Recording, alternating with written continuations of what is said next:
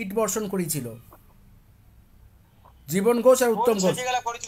হ্যাঁ শোন রে, করিয়েছে জীবনের উত্তমের বউ আমাকে ছুরি দিয়ে লাঠি দিয়ে আমাকে মারার চেষ্টা করছে, হাতের ক্ষত বিক্ষত করছে, বাবা নিজে সাক্ষী। তুমি দেখেছো তো বাবা, উত্তমের বউ করেছে এটা? তুমি দেখেছো? তুমি তাকিয়ে বলো আমার দিকে। উত্তমের বউ এটা করেছে, ছুরি দিয়ে আমার হাতে ক্ষত বিক্ষত করে দিয়েছে, দেখেছো তো?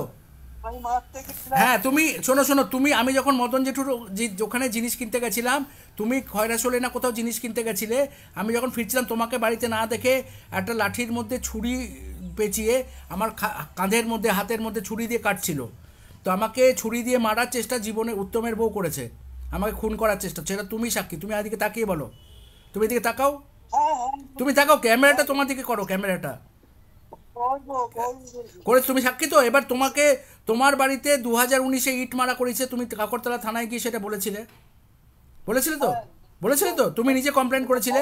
এবার আমাদের পরিবারকে যারা খুন করার চেষ্টা করছে, প্রাণনাশের চেষ্টা করছে, তারা আমাদের পুলিশকে দিয়ে তোমাকে জেরা করানোর সাহস কী করবে? আমি সেটা তোমার সাক্ষীটা আমি দিচ্ছি।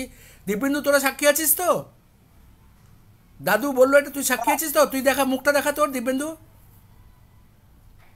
দিব্যেন্দু তোর মুখটা দেখা। দাদুকে মারা, আমাকে খুন করার চেষ্টা করেছে, আর আমাদের বাড়িতে ইট মেরে কাজ ভেঙেছে বারবার করে। দিব্যেন্দু তাকায় দিকে, দিব্যেন্দু আমাদের বাড়িতে কাজগুলো ভেঙেছে ইট মারিয়ে, প্রতি প্রতি সপ্তাহে প্রতি মাসে একবার করে কাজ ইট ইট মারতো, বাড়িতে মারার চেষ্টা করতো, ছুরি দিয়ে রডের বাড়ি দিয়ে মারার চেষ্টা করেছে।